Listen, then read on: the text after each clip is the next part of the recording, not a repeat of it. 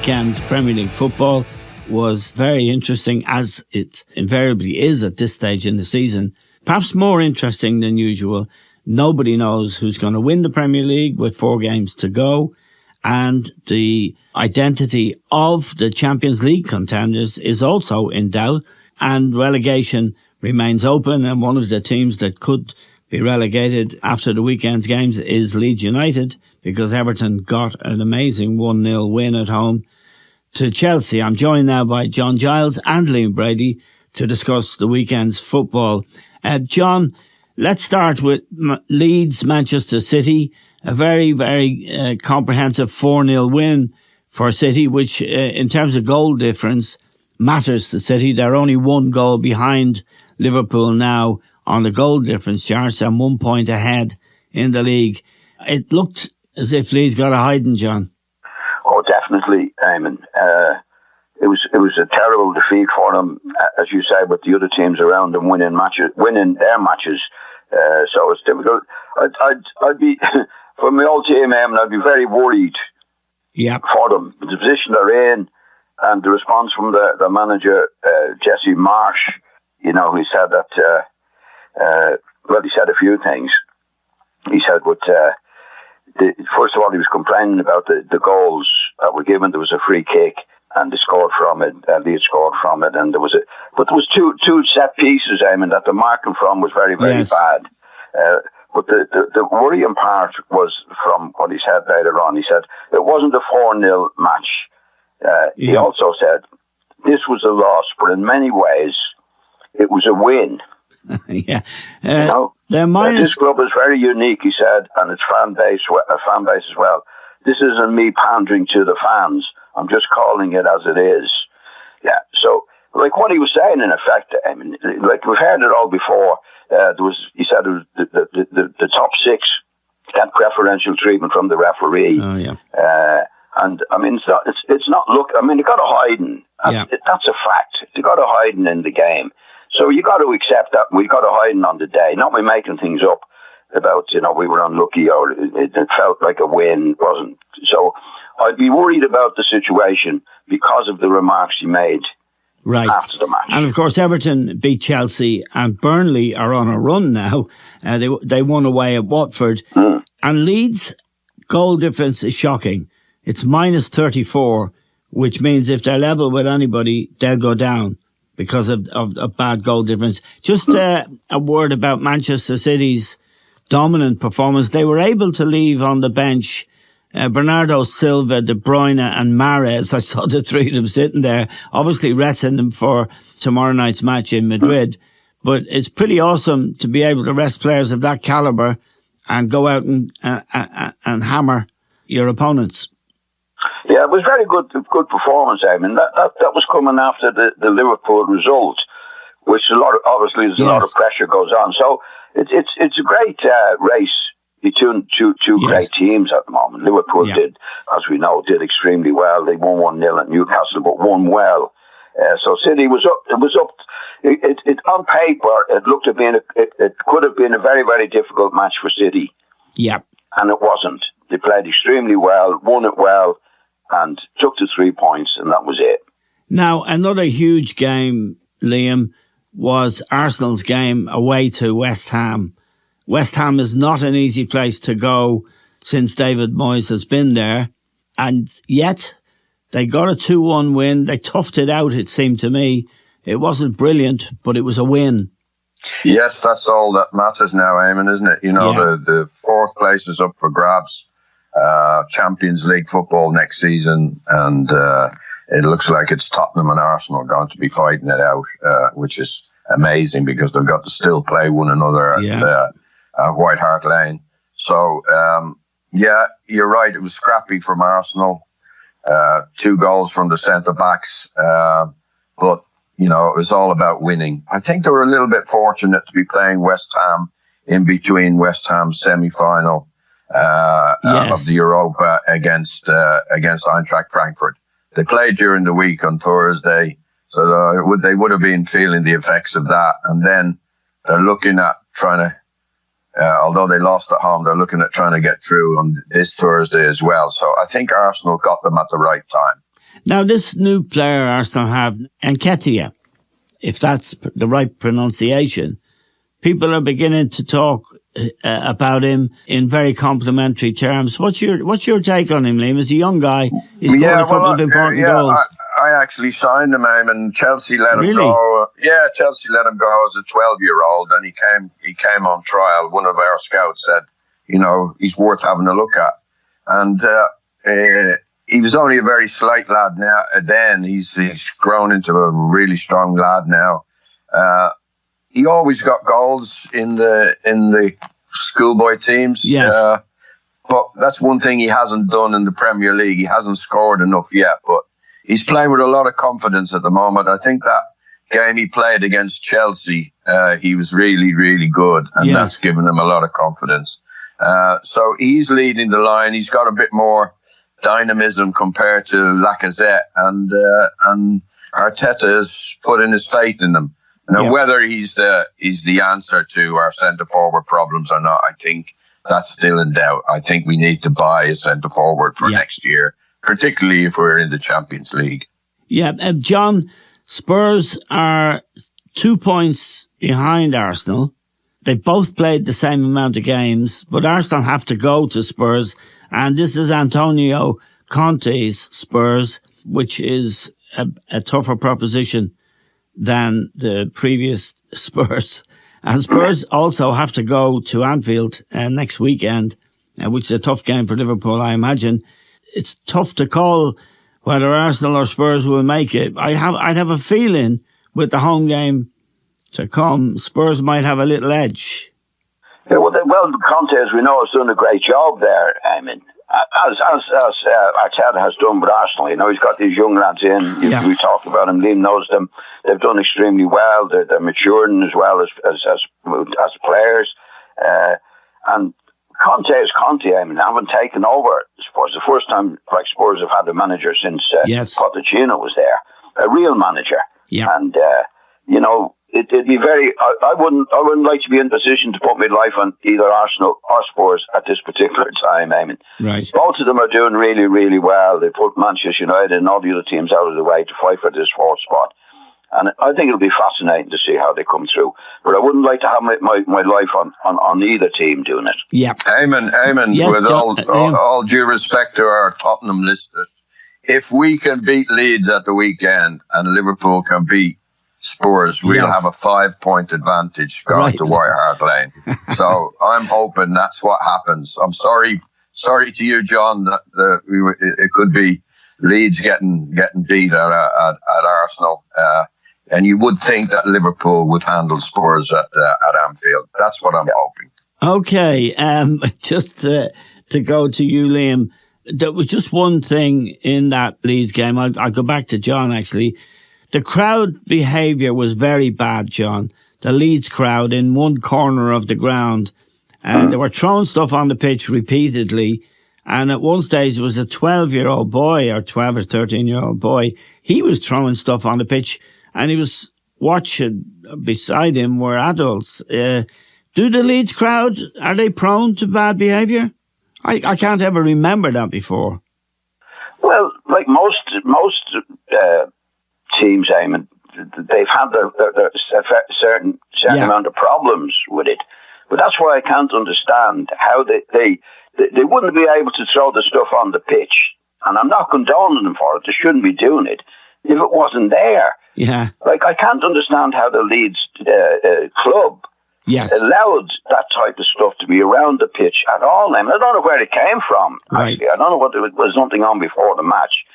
But I think most clubs, if they're getting a hiding that Leeds were getting, particularly, they might be tempted to throw the stuff on the pitch there if it was available. In other words, it shouldn't have been available for them to throw it on the pitch. Yeah. But I'm not condoning. They don't have to do it in any way. So I couldn't understand where the stuff came from, how it was available to them to throw it on the pitch. And maybe a lot of other clubs, if they were getting beaten the way Leeds were getting beaten, they would throw stuff on the pitch. It's dreadful stuff, and the behaviour was very, very bad. Yeah. Very bad. But I don't think, to be fair, the Leeds crowd are any worse than any of the other crowds, particularly if they're getting a hiding at home. Now, Liam, Liverpool away to Newcastle, who have had an amazing resurgence since Eddie Howe took over. They're actually in the top half of the table, or were before Liverpool arrived on Saturday lunchtime. And Liverpool could have won by, well, they could have won by 4 or 5. It's an intriguing sort of battle between City and Liverpool, isn't it? Especially when, say, Liverpool get a drop on them at lunchtime and then City have to play, or vice versa. Of course, it's very difficult to call because there's only one goal in the goal difference at the moment in Liverpool's favour. Yeah, well, you'd kind of fancy both teams, Eamon, how good they are to win all their games before the end of the season, wouldn't you? Yeah. You know, and the 1-0 win at Newcastle, although it was only 1-0, it was, as John says, Liverpool played really well. And the forwards actually had an off day, didn't they? Mane in particular. Yes. Had an off day. He had 2 or 3 really great chances. But it's been fabulous to watch the 2 great teams. Yes. And you know, we could have a situation where they might be playing one another in the Champions League final as well. So it's been an amazing season in that respect. And I think we all agree that they're really 2 teams that are really entertaining to watch. Yes, and I'm looking at the remaining 4 matches they have to play. Both of them have to play Wolves, who look like they've gone on holiday, and both of them have to play Aston Villa. So it's fascinating in that respect. Liverpool's play Tottenham at home next week, and you'll be hoping, Liam, and I think you may be right, that Liverpool will beat them. But I think that's their hardest game, Eamon. I think Liverpool's hardest game will be against Spurs at Anfield. Yeah, and Newcastle are the visitors for Manchester City. Manchester City, John, have one game that I wouldn't be sure they'll win, and that's West Ham away, if the Hammers are up for it on the day. And David Moyes' teams are usually up for it. Yeah, well, West Ham have their own problems, Eamon. As you say, they're involved in Europe. All this is on paper, Eamon, as we know, and there's always some surprise along the way, whether it be about Liverpool or West Ham. That's what make it such a great battle between these 2 great teams. And I think one thing that's really, really done well for Liverpool, it's in the public domain now. Klopp has signed a new contract. Yes, and I think that is a big, big plus. Yes, for Liverpool at the moment. Yeah, it's an extra. I mean, I heard some of the players, the senior players, talking afterwards, you know, and saying what a great move it is. Yeah. But that really, really cements the situation at Liverpool, Eamon. Yeah, and that's not the case at City, you know. Yep. Guardiola has mentioned a couple of times that he might be leaving and he might be this, and that's not good. But I think it's a good move for Liverpool to announce the new contractual situation for Klopp. And I tell you, Eamon, if we write down the 3 of us in the next 4 matches, who we think are going to win or lose, there'll be some surprise between all of us at the end of the season. Yeah, and of course, it's worth pointing out to our listeners, both you with Leeds and Liam with Arsenal, and certainly with Juventus, you've both been in this kind of end of season zone, Liam. Do you need to get your head in the zone and just play one game at a time? You understand the pressures. I mean, Liverpool play tonight against Villarreal. City play Real Madrid away tomorrow. They both had tough matches at the weekend, and every match is tough. So it must be a pretty tense and intense period for a player chasing these big trophies. Yeah, well, it didn't happen to me at Arsenal. You won the cup. But at Juventus. But at Juventus, definitely. And what did help there was the experience that ran through that team. You know, the likes of Zoff and Bettiga and Tardelli and things like that. Yes. They've been there before. Yes. But this Liverpool side has been there before. This Man City side has been there before. Yes. They know how to handle it. And that's why I think that point that City have got over Liverpool will probably be decisive. I think both teams will win all their games, but that point is going to win it for City. Right.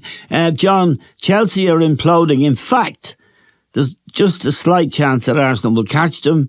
Arsenal are 3 points behind them. They both played the same number of games. Now, the Everton-Chelsea match, Everton won. Our friend Richarlison, who's an awful chancer in some games and has a right go in others, he scored the winning goal. It's a huge result for Everton. And not a great result for Leeds, John, but it's a huge result for Everton. The Chelsea have all the problems of the Abramovich situation, sanctions and so on. And Lukaku is on the bench looking straight ahead of him as if he's no interest in playing for Chelsea and has not been. He's been a spectacular failure, hasn't he, John? Yeah, well, it's a most peculiar situation. I mean, they have about 4 strikers, haven't they, that they paid a lot of money for. And none of them are doing anything for them. Yeah. You know? So, and the Abramovich situation has to affect the club. Yes. I think it has to affect the club. And, the against Everton. I mean, Everton did well. And Pickford, I'm not a great fan of Pickford, I mean. Yeah, but he really did his stuff for Everton on the weekend. I mean, he made some fantastic saves and a huge win, as we know. But Chelsea are in that position. Tuchel is going mad on the touchline. I think he may be going too mad at times, Eamon. Yes. That it could affect the players, particularly the strikers, you know. Yeah. I saw one incident they showed him, and he was hopping around like a madman, you know, and somebody missed a chance of that, you know. And I don't think that's a good idea either. But it's a big win for Everton, and they look the favourites to get out of it, Eamon, you know. Yeah. Liam, the Manchester United story has been told so many times now. The latest development in it, we haven't spoken to you and John since Ralf Rangnick decided to become Austria's next manager. And to do that job and also be director of football at Manchester United, this seems to me to be an extraordinary development. Well, my take on it, Eamon, is he's not going to do a lot for Manchester United anymore. I think this 2 years, 2-year contract that he's got is kind of payback time for coming to United and leaving his job previously. And I don't see him having a great role at Manchester United. I might be wrong. But I think it's just a kind of a payment. It's a great job. It's a great job to have, isn't it? Yeah, it's a great job to have. You get paid for 2 years for doing nothing, but that's what I reckon's going to happen. Yeah, John, for a club like Manchester United to permit that situation to develop, it really, I mean, Gary Neville has spoken about it, Roy Keanes has spoken about it, everybody has really. It doesn't seem, and you're a former Manchester United player, it doesn't seem appropriate that a club of Manchester United's stature would have a kind of part-time director of football who also managed Austria. No, I don't think that will happen, Eamon. But Manchester United have got themselves into a mess over the last 3 to 4 years, Eamon. Yeah. The decisions they made is catching up on them now. And this is another decision. And I'd go along with Liam there. I think what happened when they approached him to be the interim manager, Eamon, I think he said, that's not worth my while. Right. But I will go if you extend the contract. I don't think he's going to be a director of football, Eamon. They said at one time he'd be a consultant. Yeah. Right. Now, a consultant can be anything, but I think he wasn't going to go to Manchester United for 6 months because it wasn't worth his while. Yes. So he'd be paid for another 2 years, or I think they will come to an arrangement with him where they'll pay him off. Yeah. Because you know what I mean? the man who's coming, the coach is coming from Ajax, who's got a splendid track record, Erik ten Hag. He's not going to want a guy he doesn't know. No, it's not going to happen, Eamon. Right. I'd say the deal was, when he was coming in, they said, we want you to be the interim manager. And I think he said, well, I'm not interested in that. Yeah. Right? But if you extend my contract, right, to whatever you want to be, consultant, he won't be director of football. He'd be paid. This is a payoff, Eamon, with the deal that he came to, because he wasn't going to go for 6 months only. Right. Right. So what you'll find, I think, is that they'll announce at some stage he's been paid off. Right. Now, John, well, I was watching Ronnie O'Sullivan last night win the World Snooker Championship. You were working for the stand, watching Manchester United against Brentford. They won the game 3-0, and Brentford didn't look, the bits of it I saw, Brentford didn't look, they were a shadow of the team that has done so well this season in terms of getting stuck in and the intensity of their play. But it was a really extraordinary, which Roy Keane was on Sky, and he drew attention to the fact that Juan Mata played and started. Now, Juan Mata is, I think, a terrific professional and a very good player, but he's leaving the club. What on earth was he picked for?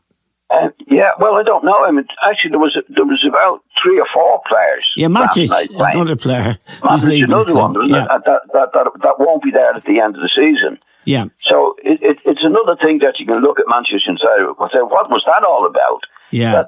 That we've been saying that for the last 3 to 4 months, Eamon. Yeah. And maybe longer. Yes. What the hell is going on there? And they've got about 8 players, Eamon, there. I saw the names there. I didn't write them down.